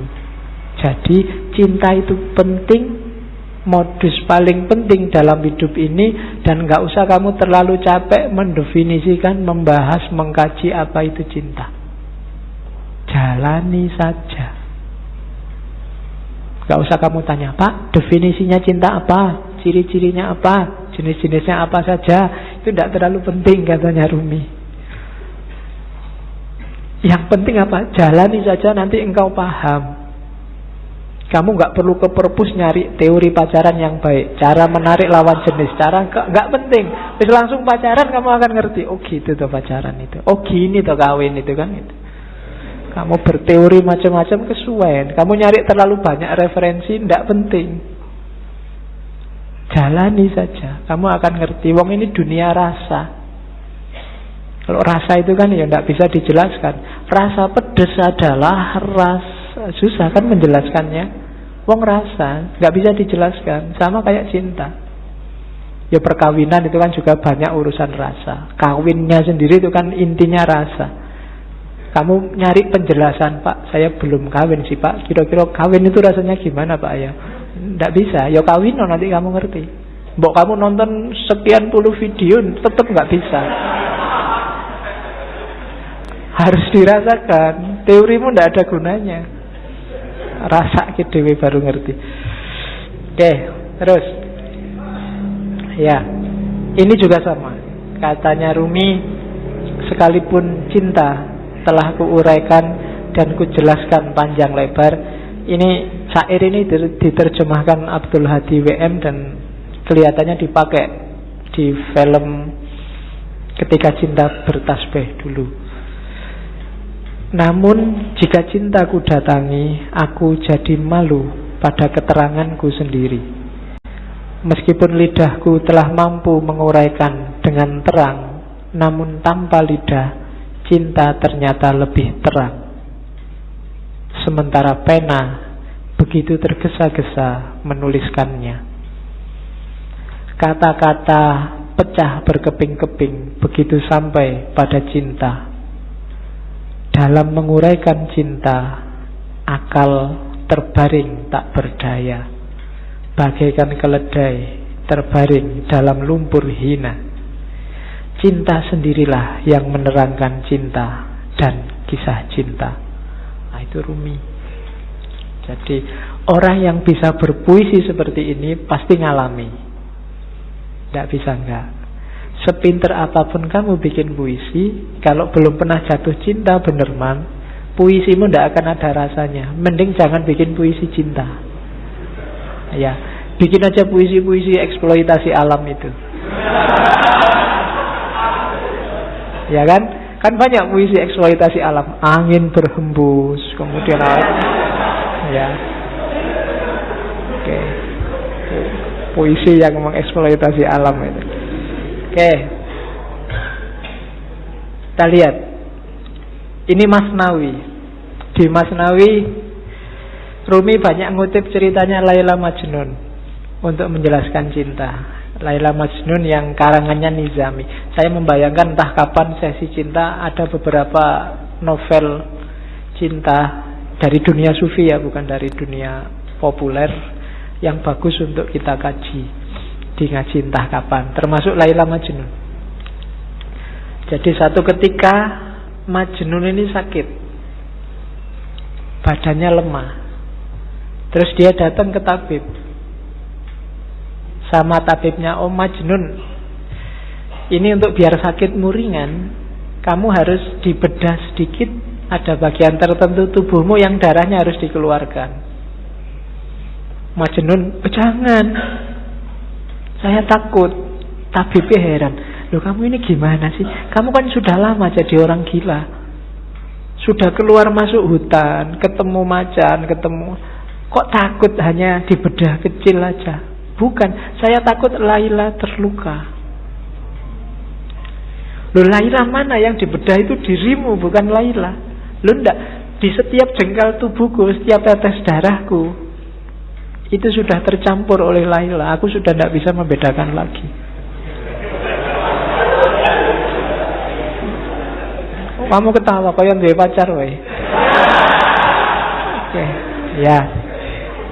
Jadi itu maksudnya apa? Ketika orang jatuh cinta, dia sudah kehilangan dirinya. Yang ada hanya yang dicintai. Dia tidak peduli kalau dirinya sendiri luka, tapi jangan sampai yang dicintai luka. Itu Majnun. Majnun ini sebenarnya anaknya bangsawan yang jatuh cinta sama Laila. Ya sayangnya agak tragis ceritanya.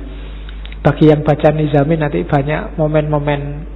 Ada momen yang menurut saya bagus. Misalnya ketika Majnun saking pinginnya ketemu Laila yang sudah dinikahi orang lain, dan khawatir ketahuan keluarganya Laila, karena kalau ketahuan keluarganya Laila dia bisa diajar. Jadi waktu ada gerombolan ternak kambing lewat depan rumahnya Laila, dia ikut merangkak di situ bareng, hanya sekedar untuk melihat rumahnya Laila. Oke, itu Majnun. Nanti banyak momennya yang bagus dan banyak dipakai oleh Rumi. Cuma Rumi bikin cerita sendiri, hanya tokohnya Laila sama Majnun, dengan ilustrasi besarnya cinta Laila sama Majnun, besarnya cinta Majnun sama Laila, dan sebaliknya. Jadi Rumi ingin bilang bahwa tanda-tanda bahwa kamu jatuh cinta beneran adalah ketika kamu tidak lagi egois, tidak lagi mikir keuntunganmu apa. Sama Allah juga begitu. Kalau kamu masih ngitung-ngitung untungnya apa, belum ikhlas sejati, masih belum tanda-tanda cinta. Orang yang cinta itu disuruh apa aja iya, dan gak minta balasan.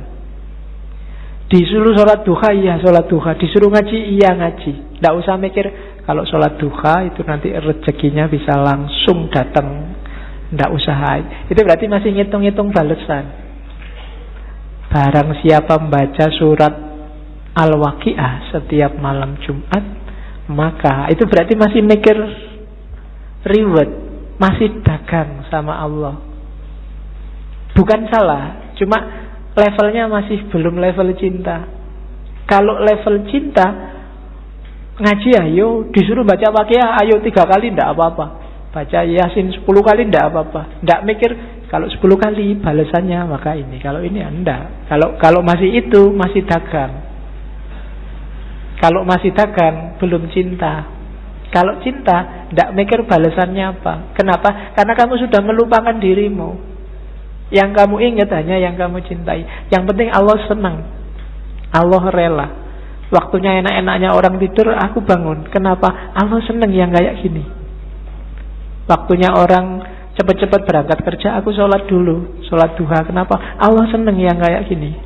Bukan karena tak sholat dulu nanti biar rezekiku lancar, biar masih ada reward yang kamu pikir, masih mikir balasan. Sama kayak kamu traktir pacarmu, ya sekarang traktir, tapi nanti harus mau lo ya boncengan. Itu masih mikir reward. Masih mikir, aku cinta padamu, tapi kamu cinta padaku juga kan? Kalau enggak ya aku nyari yang lain. Itu berarti belum.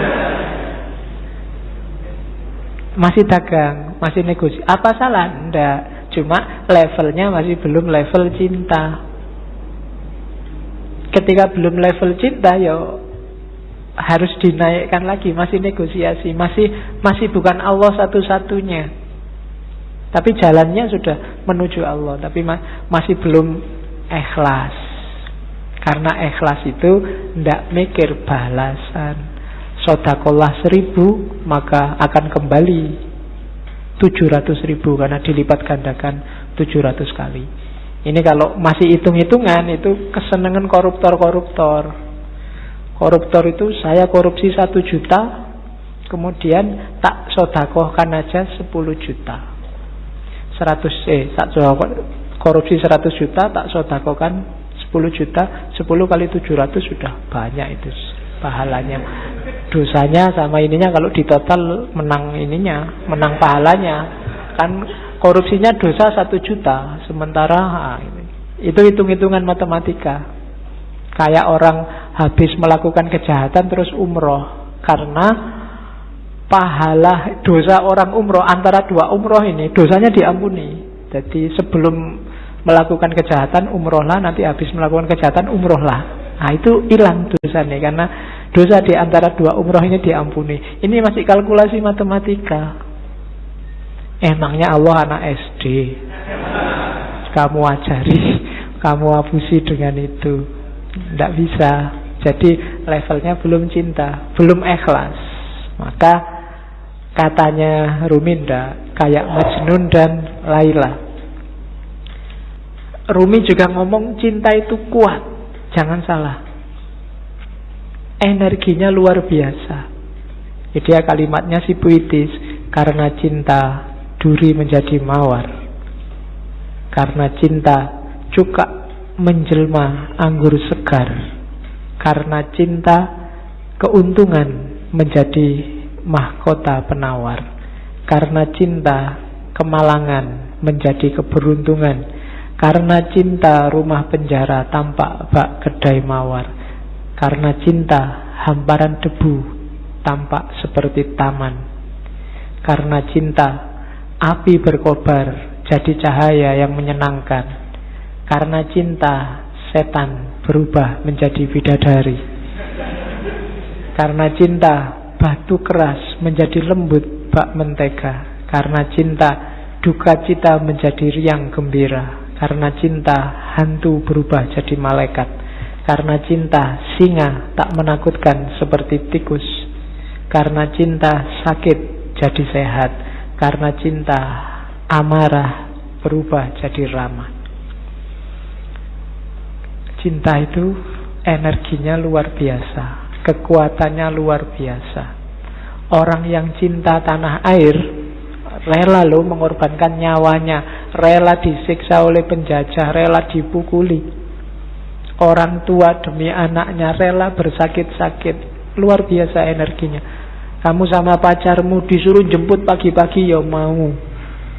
Nggak punya uang disuruh traktir ya mau, dibelani utang.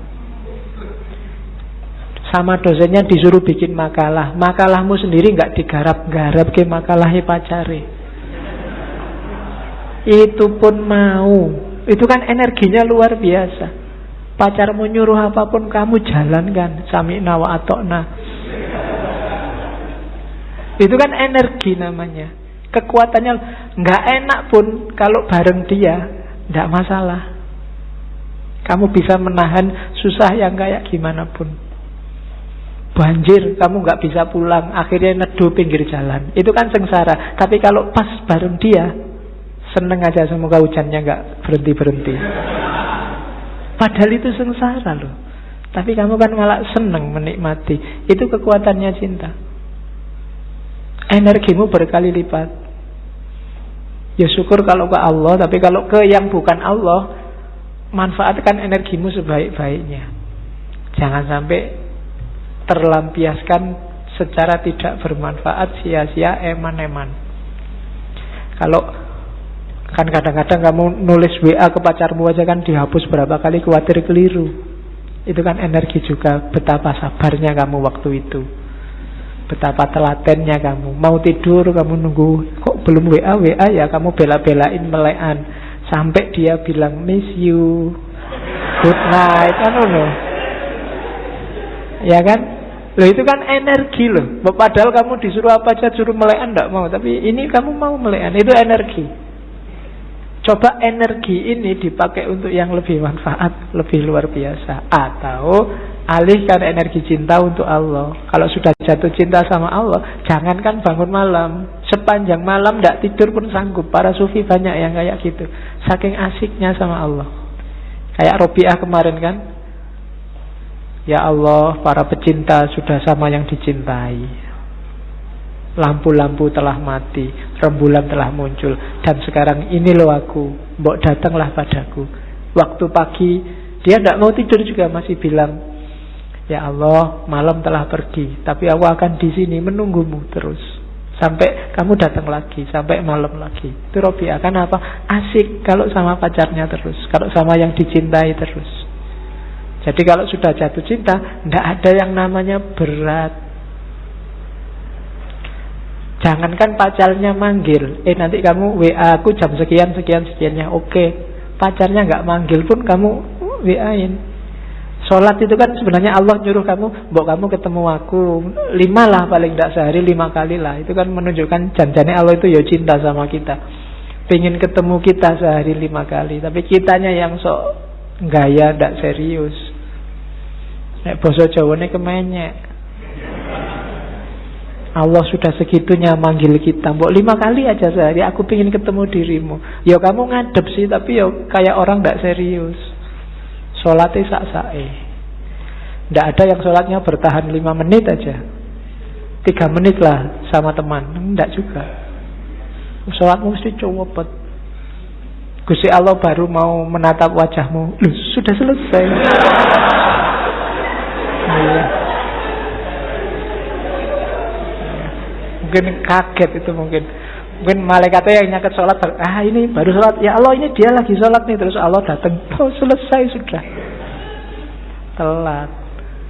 Dan itu Allah sabar ya, Allah masih mau, ya besok datang lagi 5 kali, tak tunggu.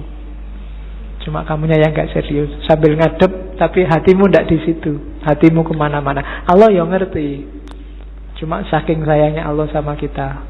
Kalau Allah ndak sayang, kamu sudah disentil sejak lama. Oke, jadi cinta itu energinya besar, kuat. Ada contoh lagi, gimana caranya biar kamu bisa lebih dekat sama Allah. Analoginya Laila Majnun lagi saya ambil. Jadi satu ketika Majnun ini pengen ketemu Laila, maka dia naik onta betina. Sayangnya onta betina ini ontanya baru saja melahirkan.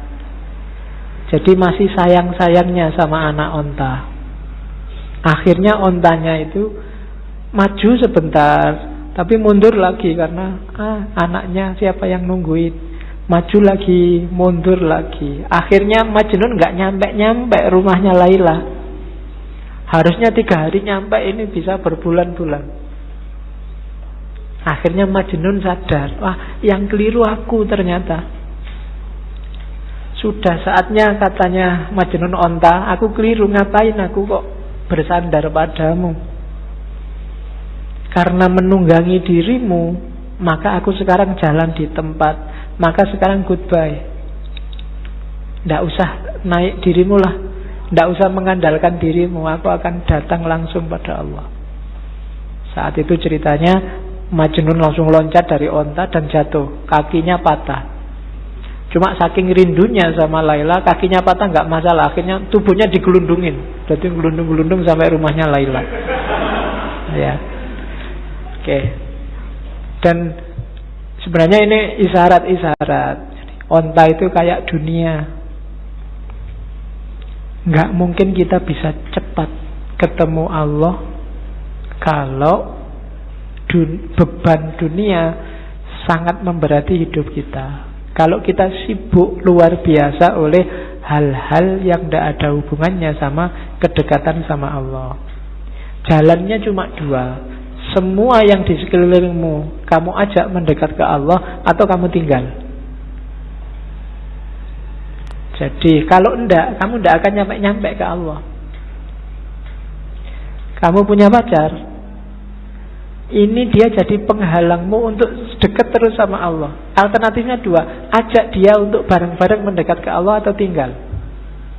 Nyari lagi susah, Pak. Ya, itu berarti dunia menghambatmu. Mungkin nilai, mungkin pekerjaan, mungkin kuliah, mungkin apalagi target-targetmu yang lain. Ini bebanmu. Semakin banyak bebanmu, semakin lambat kamu sampai pada Allah. Kecuali semua beban ini kamu ajak juga mendekat ke Allah. Kalau tidak, buanglah. Kok kuliah bikin kamu tidak setia lagi sama imanmu, bikin kamu tiap hari curang, tiap hari maksiat, misalnya gara-gara kuliah, entah dari sisi apanya. Alternatifnya 2, ilahikan kuliahmu atau tinggallah kuliahmu. Itu rumusnya Rumi. Kalau enggak, kamu kayak unta betina tadi, maju 3 langkah, mundur 3 langkah. Saat ini semangat sufinya berkobar-kobar, tapi lain, tapi kalau gini ya saya enggak punya pacar nih Pak, mundur lagi. Kalau kayak gini nggak bisa kumlot deh Pak, mundur lagi. Terus begitu. Maka tinggallah unta betinamu. Meskipun kamu berat sampai harus gelundung-gelundung kayak tadi, ya memang berat meninggalkan dunia. Tapi kalau enggak, ya kamu nggak nyampe-nyampe. Nggak bisa ilaihi roji'un. Nafasmu nggak akan mutmainah. Itu bahasanya Rumi. Lepaskan ikatan yang membelenggu jiwamu. Bebaskan dirimu. Selama ini kamu diperbudak harta. Kilauan emas dan perak membuat matamu tertutup. Kamu ingin memiliki dunia. Kamu ingin mengisi cawanmu dengan seisi lautan. Apa gunanya? Perhatikan tiram. Dia mengisi diri dengan air secukupnya, dan dia bisa melahirkan mutiara. Isilah dirimu dengan air kasih. Kasih yang bisa mengobati segala macam penyakit. Kasih yang bisa menaklukkan keangkuhan. Kasih yang bisa memabukkan Musa di atas bukit Sinai. Jadi dunia ya cuma ambil secukupnya saja. Jangan dimabuk oleh dunia, jangan terikat oleh dunia. Contohlah tiram katanya. Tiram itu ngambil air yang paling bagus, dimasukkan dalam dirinya, nggak usah banyak-banyak, secukupnya saja. Pada saatnya air ini akan jadi mutiara. Dunia juga begitu. Ambil secukupnya saja, sebutuhmu saja. Setelah itu jalankan tugasmu yang sejati di dunia ini. Kembali pada Allah. Kalau terlalu banyak, kamu tidak akan kuat berjalan. Jangan tertipu oleh dunia. Jadi maunya Rumi itu. Semakin berat beban duniamu, ya semakin kamu lama dekatnya sama Allah. Ya boleh masing-masing muhasabah ya. Hari ini itu urusanmu apa saja sih? Kalau nanti pulang ke rumah boleh nyari kertas sama pulpen. Kamu sekarang apa saja yang kamu urusi? Mungkin nomor 1 kuliah, nomor 2 pekerjaan, nomor 3 apa aja urusanmu. Terus yang dunia-dunia ini, yang urusan akhirat sekarang urusanmu apa saja? Coba deh. Nanti di persentase besar mana? Jujur ya, tapi nggak boleh dibaik-baikin, wong nggak ada yang nilai. Jujur untuk dirimu sendiri. Nanti kalau prosentasenya kok lebih besar yang dunia, sementara yang akhirat terbengkalai, kurangi bebanmu. Karena jangan khawatir, kalau kita punya Allah, dunia seisinya jadi milik kita. Allah yang lebih ngerti. Nggak usah capek-capek kamu mikir. Tapi kalau dunia kamu ikut mikir, ya sudah. Mungkin Allah, ya sudah kamu bisa mikir, ya pikirin dewe. Jadi berusahalah ambil secukupnya. Makanya agama di banyak ayat Al-Quran itu bilang wala tusrifu. Untuk urusan dunia jangan berlebihan. Butuhmu berapa, ambil itu secukupnya sebagai bekal untuk kembali ke Allah. Wong kita ini di dunia ini tamu, datang sebentar nanti kembali lagi. Tamu gak usah mikiri mengambil semua barang punyanya tuan rumah, sebutuhnya saja. Oke, terus ini ada kalimat bagus juga dari Masnawi. Satu ketika Khalifah, dalam ceritanya Laila Majnun ini, Khalifah ketemu Laila. Khalifah ini kaget begitu ketemu Laila. Ini Laila ini wajahnya cuma gini aja loh ya. Cakep banget juga enggak ya, perasaan biasa-biasa aja. Yang lebih cakep banyak dibandingkan Laila. Kok Qais Al-Majnun, nama aslinya Majnunan Qais, bisa tergila-gila begitu ya? Terus dia tanya Laila, Khalifah ini tanya, Laila, Qais kok menjadi gila karena kamu? Tidak masuk akal. Apa sih yang dilihat dalam dirimu sehingga ia tergila-gila? Kamu kan bukan wanita yang sangat cantik. Banyak yang lain yang secantik kamu, bahkan melebihimu. Laila menjawab, yang dia lihat tidak terlihat olehmu, karena kamu bukan Majnun. Ini yang saya maksud rasa. Jadi hanya Majnun yang ngerti keindahan Laila. Hanya pecinta yang ngerti keindahan yang dicintai. Itu kadang-kadang kamu proteskan, ini loh ada anak cakep nih, pacari kok gini ya. Gitu kan, kamu eman-eman, padahal kamu iri mbok sama aku aja kan ngono. Tapi iki ono cakep pacari kok, waduh. Kamu kan lho ndak, itu kalau dia ditanya jawabannya kayak Laila ini. Karena engkau bukan dia, dia yang bisa melihat di mana keistimewaannya kok sampai jatuh cinta. Loh, kalau orang pikirannya standar, semua yang cakep semua menganggap cakep, yang jelek semua menganggap jelek, ya yang jelek tidak akan laku. Hanya cakep saja yang laku. Tapi orang melihat yang dicintai dengan perspektifnya sendiri. Karena kamu bukan Majnun. Hanya pecinta yang ngerti indahnya di mana yang dicintai itu. Nah, itu jawabannya Laila. Maka maksudnya Rumi apa? Kalau kamu ingin ngerti indahnya cinta pada Allah, ya cintailah Allah. Kalau enggak, ya enggak. Kalau kamu masih sibuk dengan teori, sibuk membantah, ya enggak bisa, itu harusnya begini, ya enggak bisa, ya wis, kamu enggak akan ngalami indahnya. Jatuh cintalah sama Allah, nanti kamu akan ngerti. Sama kayak jawabannya Laila, karena kamu bukan Majnun. Kalau kamu Majnun, kamu ngerti di mana indahku. Karena kamu bukan Majnun, ya kamu tidak ngerti. Oke. Nah, ini syair paling terkenal dari Rumi. Cinta adalah intinya, dunia hanya kulitnya. Cinta adalah manisannya, dunia adalah piringnya. agamaku adalah agama cinta, adalah malu bagiku hidup melalui jasad dan roh belaka. Begitu engkau kehilangan cinta, maka hidupmu hanya jasad dan roh. Kamu hanya fisik dan mental. Tidak ada nilainya. Iya kamu hidup, iya kamu susah, kamu seneng, iya kamu putus asa, iya kamu mengalami segala fenomena dunia, tapi kamu kehilangan satu yang penting, cinta. Jadi ada jasmani, ada rohani. Modusnya harus cinta. Begitu modusnya bukan cinta, maka katanya Rumi, aku malu kalau begitu.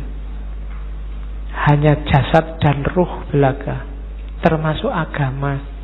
Beragama berarti modusnya juga harus modus cinta. Modus itu gayanya, gaya mencintai, bukan gaya dagang. Aku untung apa, kamu dapat apa.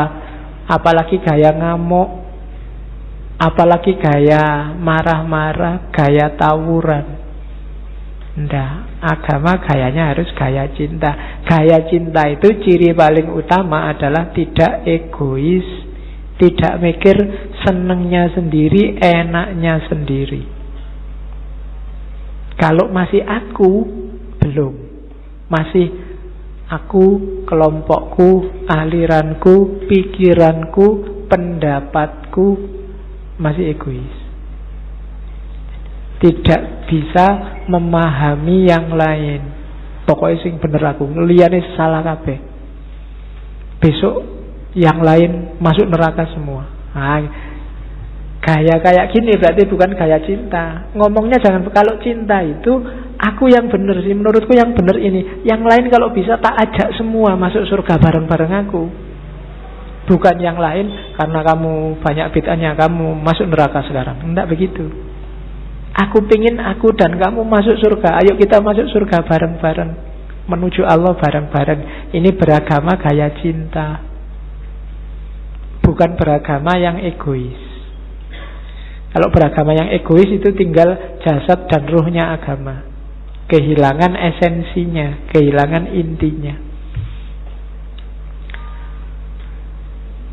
Kalimat ini saya sampaikan karena banyak yang jangan-jangan Rumi ini nggak suka syariat. Suka, cuma malam ini nggak saya tampilkan. Kapan-kapan kita ngomong bagaimana syariat dalam pandangannya Rumi. Kalimat itu saya ambil saja untuk tahu bahwa itu loh dasarnya Rumi. Aku hanyalah debu yang ingin selalu menempel pada telapak kaki Muhammad. Jadi yalah, semua yang diajarkan Rumi ya tetap dasarnya adalah cintanya dia pada Allah melalui Kanjeng Nabi. Karena yang bawa, yang memperkenalkan Allah kan Kanjeng Nabi. Sehingga kita hari ini dapat Islam. Maka prinsipnya Rumi adalah aku hanyalah debu yang ingin selalu menempel pada telapak kaki Muhammad. Ini gayanya sufi biasanya, yang bisa bikin kalimat-kalimat indah kayak gini. Oke, terakhir sudah mau jam 10. Yang masih mentah tidak akan pernah tahu keadaan matang itu seperti apa, kematangan itu seperti apa.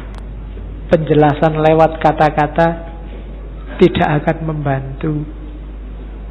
Sejak awal sampai akhir yang dibawa oleh Rumi malam ini adalah ilmu rasa,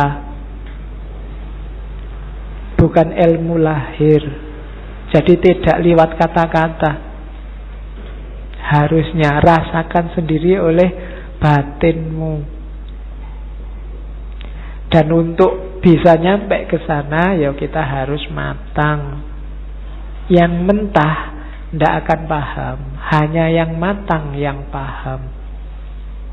Itu kan kadang-kadang kita dengar ada istilah la ya'riful wali ilal wali. Kamu memahaminya, kok sombong banget toh, emangnya saya nggak bisa mikir, nggak bisa identifikasi wali itu yang mana. Maksudnya bukan itu. Maksudnya adalah orang yang merasakan, yang bisa memahami apa yang dirasakan orang lain dalam hal yang sama. Maka yang ngerti kewalian ya orang yang pernah merasakan kewalian, dunia kewalian. Jadi bukan urusan sombong tidak sombong, eksklusif tidak eksklusif. Yang paham rasa pedes adalah yang juga pernah merasakan pedes. Jadi bukan urusan dunia kewalian itu eksklusif. Jadi yang mateng, yang ngerti tentang kematangan. Yang belum pernah mateng ya tidak ngerti. Ngertinya yang mentah-mentah, wong dia juga masih mentah. Hari ini banyak yang mentah, marah-marah sama yang mateng. Ya kan, itu yang kemudian di berita-berita muncul penistaan ulama kan itu. Penistaan ulama itu kan orang-orang yang mentah, yang ngomentari yang mateng. Ya untungnya yang dikomentari mateng, ndak mungkin bales. Kalau bales berarti belum mateng. Ya, yang mateng itu kan paling nganggep yang mentah itu ya wis memang belum paham. Kayak kamu ada anak kecil kok alah cah cilik biasa kan mesti gitu.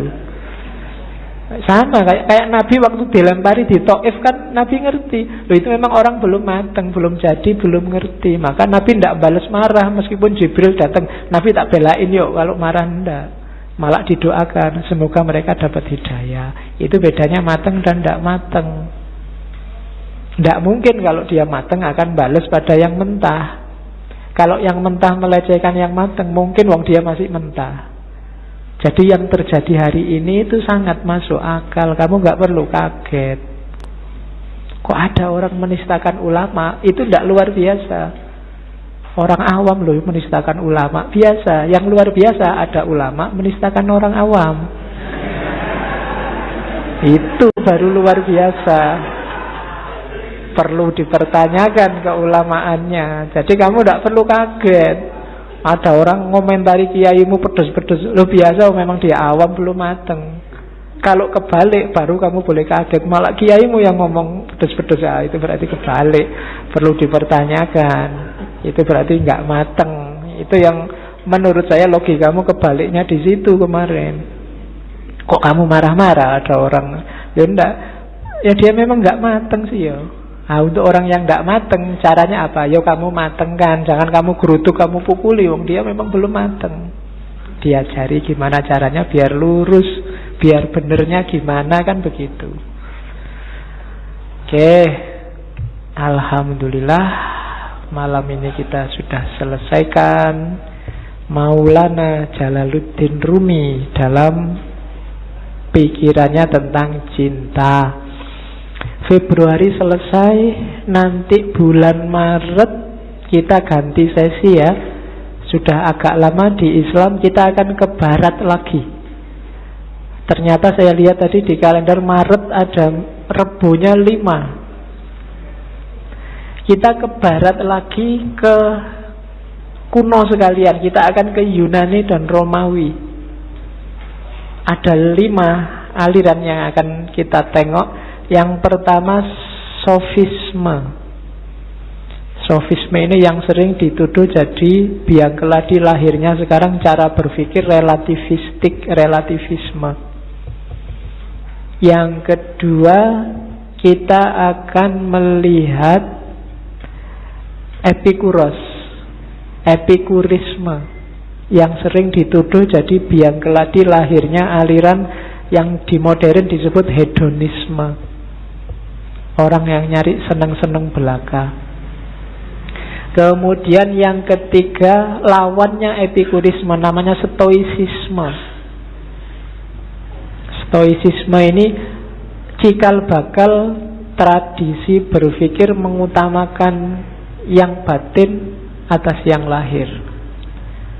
Jadi cikal bakal cara berpikir agak kebatinan. Itu stoicisme, mengutamakan keutamaan batinnya. Kemudian yang keempat sinisisme. Ya, sinisisme itu ya kayak namanya, cara berpikirnya agak sinis.